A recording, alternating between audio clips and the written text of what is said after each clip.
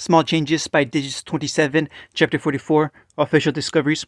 Naruto woke with a start, a quick glance out the window telling him it couldn't be later than 3 in the morning. That was unusual. Naruto was, under the best circumstances, a light sleeper, out of sheer professional necessity, if nothing else. What he wasn't was prone to waking up without reason. There was a strange itching sensation in the back of his head that he couldn't pin down, his faculties still falling into place. Uncle was on the other hand of the bed, was on the side of the bed, slumbering quite obliviously and practically wrapped around her pillow. She could probably sleep through an earthquake. The one he was wary of disturbing was Haya, who had cuddled up in between them. She hadn't done that for months. The news about her clan must have really rattled her. All in all, he couldn't spot anything amiss, and that was perhaps the most disturbing thing of all. He carefully slipped out of bed, slipping on some pants and grabbing his Harry off the back of the door as he passed. He could technically check the seals from anywhere in the house, but he didn't want to disturb his family if this was all nothing. Softly closing the door behind him, he paused. Seals. He couldn't feel the horizon marker on the Sanbi scroll. Surprising his panic with a wave of cold rationale, he immediately attempted to flash to it. Anyone watching wouldn't have even been able to see the moment he was gone before he reappeared, clutching his head. It felt as though he had rebounded off a less than proverbial wall, wary against trying that again, not to mention rattled at the completely alien sensation. He instead focused intently on the seal instead. Using his various markers were just a dull sensation that he could tune out during the day-to-day. They only intruded on his thoughts if they were recently activated or relatively close, like the ones he used in fights. If he focused, though, he could mentally track every single kunai or seal he had ever placed, only growing more difficult the further they were away. This one was weird. It didn't feel far away, but at the same time, it was muted. It was like trying to listen to listen in on a conversation through thick layers of carpeting. You could tell somebody was speaking, but not out of the words. Now deeply unsettled, he slipped out the window and took to the rooftops, immediately regretting not putting on some sandals. He focused more intently on the marker than he ever had on a single seal before, feet moving where the pull in the back of his mind led. By the time he came to a stop, he thought something must be seriously wrong with him, as it was just a normal intersection, black empty streets all around. But the tug was still there, more pressing, but still off, and that only left one direction. He immediately sank into the ground, emptying the very technique he had taught to his students on their first real mission. It worked perfectly until he hit a layer of reinforced concrete he couldn't pass through. Naruto knew the village like the back of his hand, or he thought he did, and there was definitely not supposed to be an underground base of any kind down here. Lacking the time to think about other options, a habit he was told would be the death of him one day, his hand lit up with the swirling energies of a Rasengan.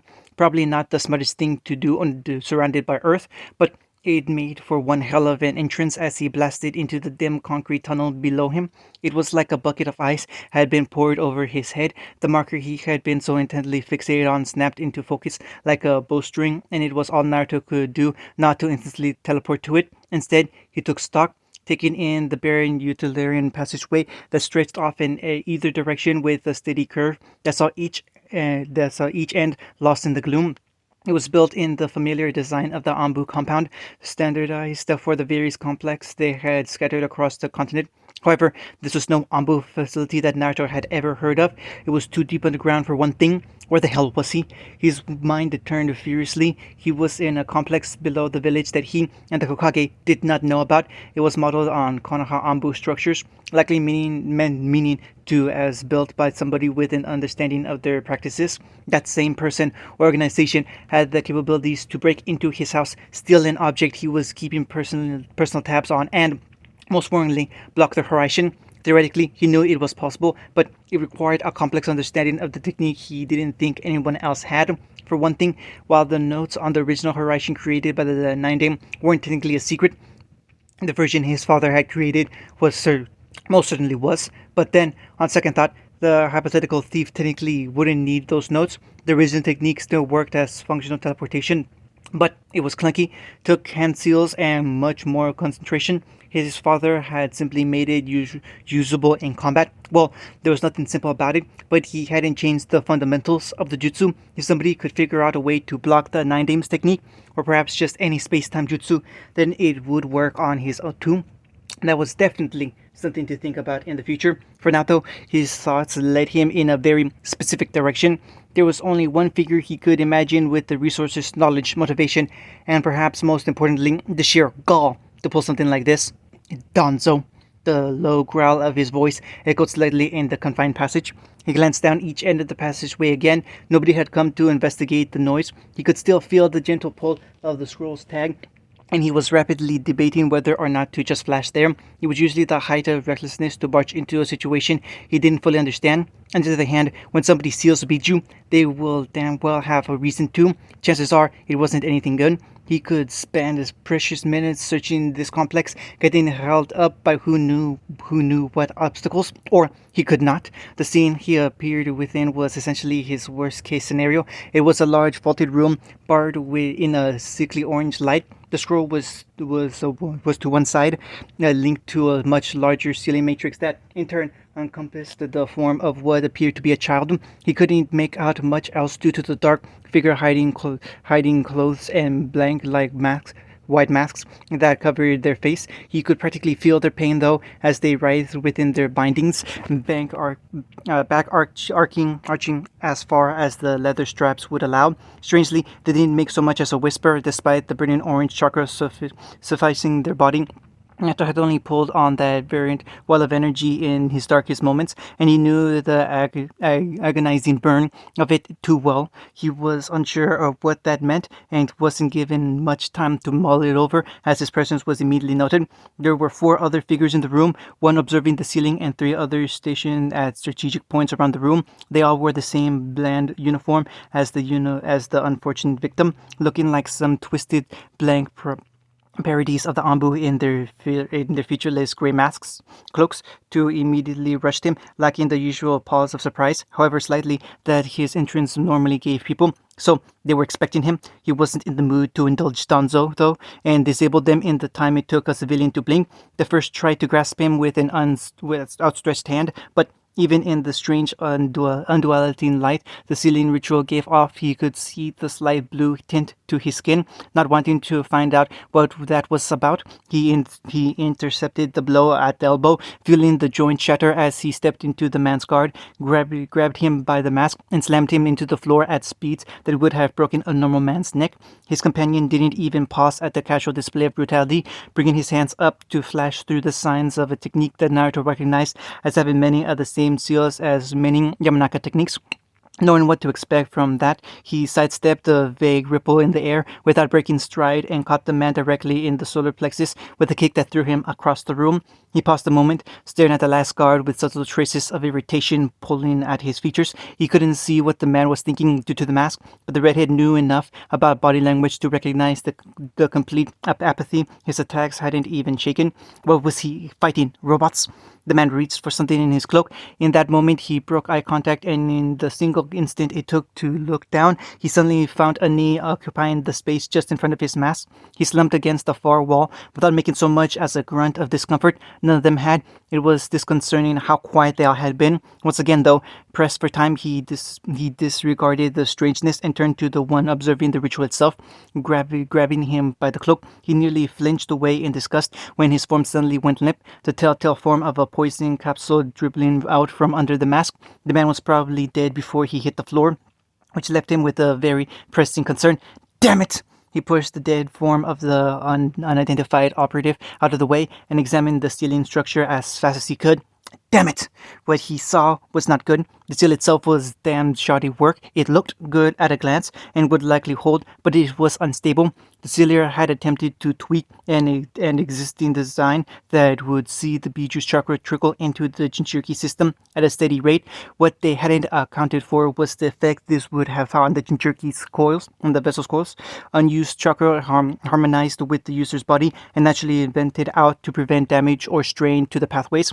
Foreign chakra, on the other hand, continued to build up in the system until it became damaging. One of the reasons why medics had to be so damn precise with their healing palm technique. You couldn't just shunt chakra at the wound and hope it sealed. What they needed to have done was found a way of converting the Biju's chakra into a less dangerous form, like desolating seawater. That was difficult to do even if you were good at Fuinjutsu. It relied on a whole bunch of messy variables, including the Jinchuriki's candidates themselves. Naruto grimaced as he looked down at the poor soul strapped to the table. He wasn't just going to let them die, and try to revert the procedure now was as good as a death sentence. Damn it! He hoped their silence was a sign of resilience and not because they had already gone hoarse from screaming, because this was going to be messy. He worked steadily with the precision of a surgeon as he carefully began rewriting sections of the ritual, basically working on the fly as painstaking calculations started building an enormous web of increasingly complexity in his mind. He forced out concerns like the reasons for all of this, the life relying on his success, and the absurd circumstances of all of this. There was nothing but the room, the seal, and his brush. His face became almost clinical in the detached way he worked, connecting loose kanji that might have caused the instability or backdoors in the creation of the pseudo-dimension that would be holding the mass of sentient energy.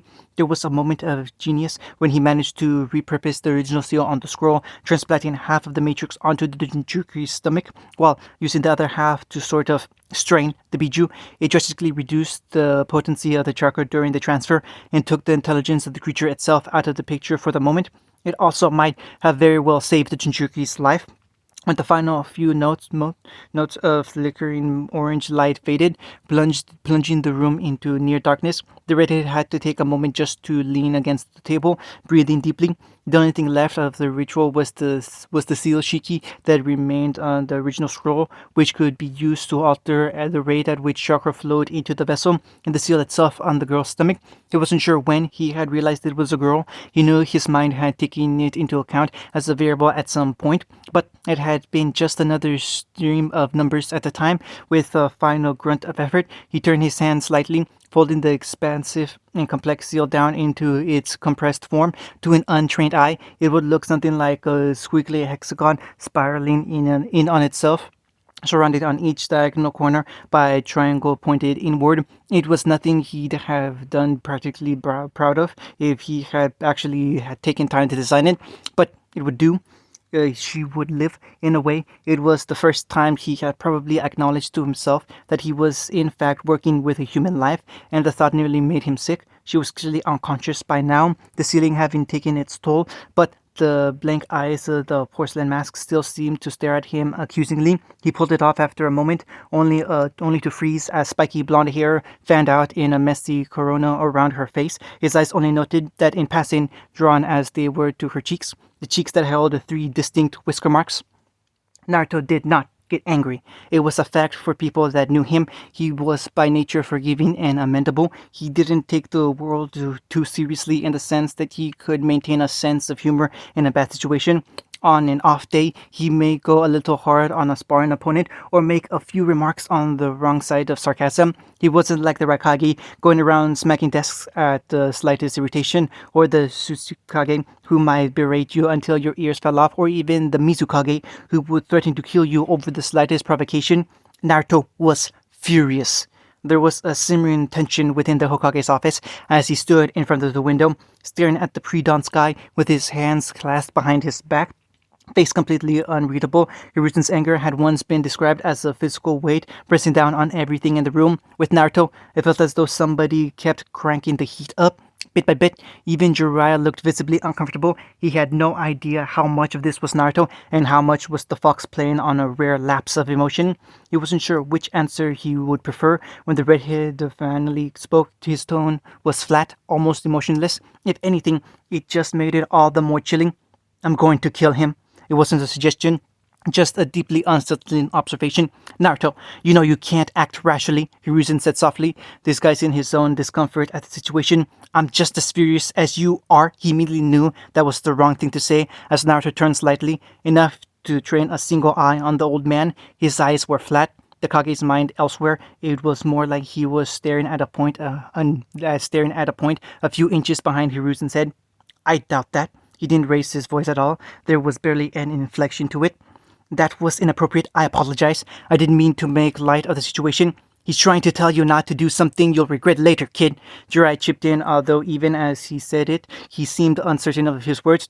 who said I would regret it.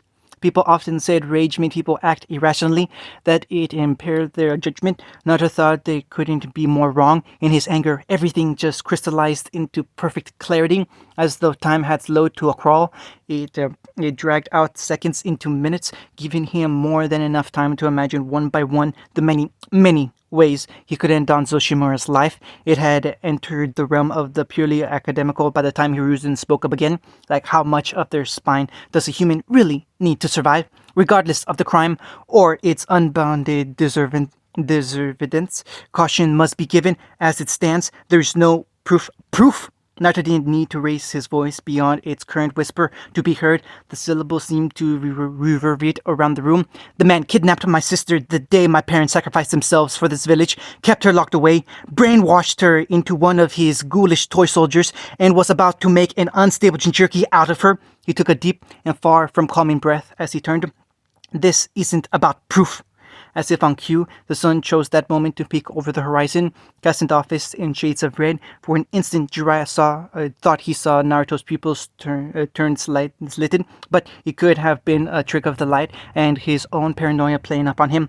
I agree. It saddens and angers me to see just how far my old teammate has fallen, a sentiment I'm sure is perfectly understood in this company. Hiruzen glanced at both Jiraiya and Naruto, but the former was too fixated on his pupil's son to acknowledge the statement. But you must understand how it may appear. You found a secret base below the village, now populated by dead men, conducting a sealing on a girl who should have died 15 years ago, despite what the evidence would appear to point. It is nothing but conjecture. I am the Hokage. He came out almost desperate as the flame behind Naruto's eyes began to falter. It was the first hint of emotion in his voice since he had realized who was behind that mask. And tyrants rarely sit in comfy chairs for long.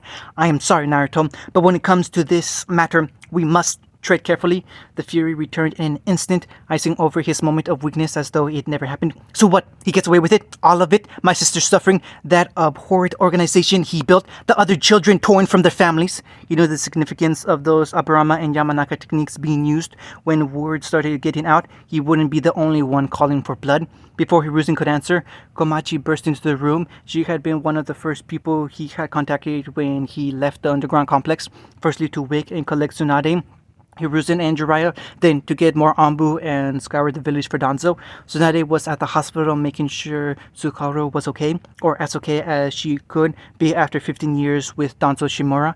It was probably for the best that she was kept busy with that. From the look on her face, she wouldn't have even waited this long to go hunting.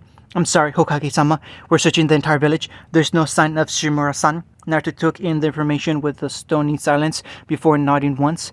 Rouse the Hyuga and the Inuzaka. Tell them I want research parties out immediately. He will be found and captured. Komachi nodded succinctly and immediately went to carry out her orders, leaving the three men alone again. This time, though, Naruto wore a thin, icy smile as he turned back to the window, watching as his village was roused into action. Innocent men don't run. Fires could only burn for so long, and it took all of Naruto's composure to keep stalking the one within him until the door clicked shut behind him. It shattered like so much useless glass the moment he was alone with his sister again. He glanced up at her from where he had stumbled against the wall, still not quite sure he could believe it. Tsunade had declared her as healthy as could be, physically at least. Her mental situation would be evaluated in depth the moment she awoke, which, given the fact she had recently undergone a Jinchuriki ritual at twice the age they were recommended, was currently uncertain. He was almost afraid to approach her, scared that if he did, it might all turn out to be a dream or some sick illusion. Really, though, he wasn't sure if he deserved to. You were alive all this time, and I didn't even know. I was supposed to be there for you, protect you, help you grow up. He gave a tremendous smile, blinking his eyes as they became watering. You would have helped me heal, and I would have raised you. We would have been our own little family. Tentatively, like she might melt under his touch, he ran a hand through her hair, spiky and blonde, so much like their father's. But that was stolen from us. You were stolen from me, from the life you were supposed to have. The rational part of his mind knew that there was nothing a 7-year-old could have done at that time, but that part of his mind wasn't behind the wheel. There was a deep, noxious feeling in his gut that this was all his fault. If he had just tried harder, hadn't given up so quickly. for most of his life. The girl in front of him had been nothing more than a name on a memorial, the promise of a sister that never came through. What was she to him now? What about he to her? Hey! He had heard Uncle enter, but hadn't bothered to look up. When she gently pressed in against his side, wrapping an arm around his shoulders, he leaned into the contact. She's back, he whispered, refusing to let his voice waver. I know. Like a miracle, huh? He could tell Uncle didn't know how to react to all of this any more than he did, but he was thankful at least for the support. Just having her next to him kept him shored up. What's going on, Nichan? Haya picked up, grabbing his other hand on reflex. He nearly choked at the name. I thought we were going on a trip today. He had completely forgotten about Haya's clan. That lead, it could be the difference of ever seeing her family again, but his sister, he couldn't just leave her. He couldn't ever leave her again. He squeezed her hand tightly. Hey, Speedster, you. He very nearly choked on his words, but forced it down. You like Anko and me, right? The girl furrowed her brow. Any other day he would have found that adorable. Now it was just heartbreaking. I love you and Nichan, she said with such sincerity he couldn't believe he was even asking her this. You like it here in Konoha, right? She nodded gently, still confused. So, if you had to stay here for a while longer, she picked up the inference from after a moment and nodded happily, the simple innocence clashing terribly with the atmosphere in the small hospital room. I would live here forever. You're my family. Naruto could only nod slowly, unable to trust his words. He was deeply grateful when Uncle squeezed him gently, that little current of affection going a long way in propping up his resolve.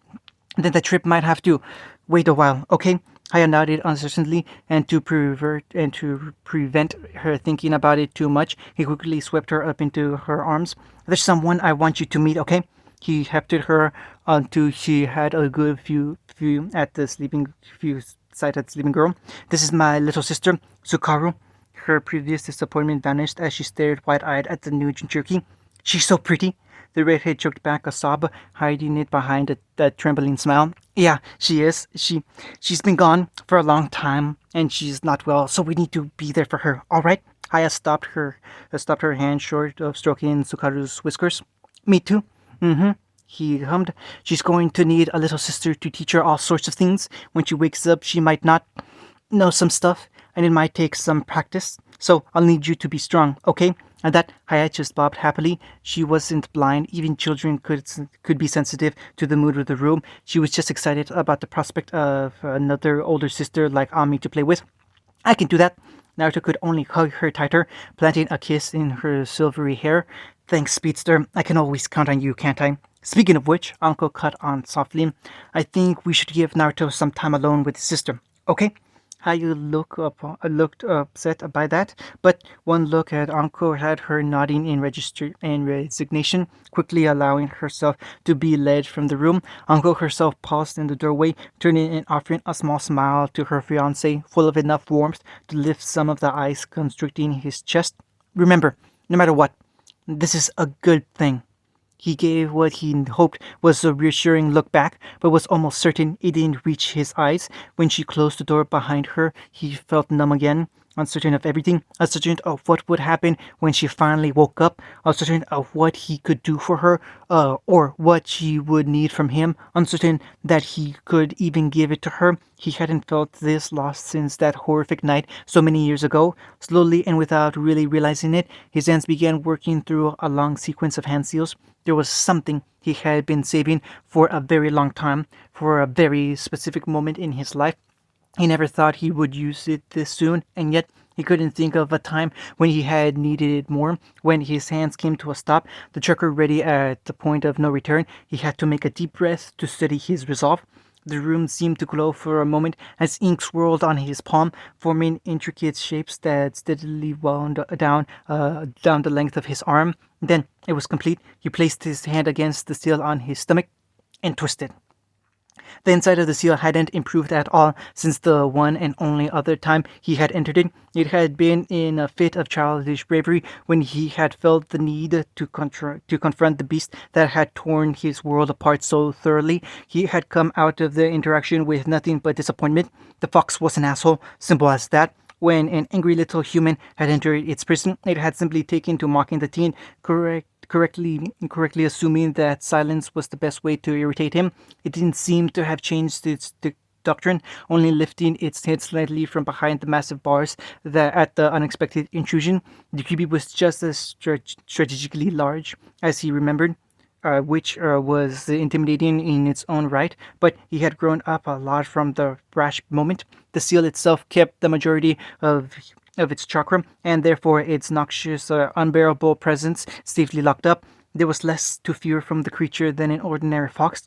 The QB wasn't what he was here for, though. Instead, he focused on the seal Shiki inscribed on his arm, gently modifying it with careful thoughts. He wasn't really here. This was all a mental interface, representing more abstract concepts. A few tweaks to the Shiki tricked the seal into assuming that certain conditions had been met without actually triggering them. Specifically, the seal currently believed that an excess of the fox's chakra was uncontrollably leaking into his system, and the internal barriers separating the QB's spiritual manifestation had been unlocked. He felt them appear before he saw them, feeling tears well up in his eyes as the achingly familiar presence of the chakra. He almost couldn't bear to turn. The idea that they might not really be there might not really be there was torturous. Slowly, though, he did, trying for a small smile that ended up being a bit more tremulous than he would have preferred. It nearly broke down entirely when he finally caught sight of them. Hi, Mom. Hi, Dad. End of chapter 44.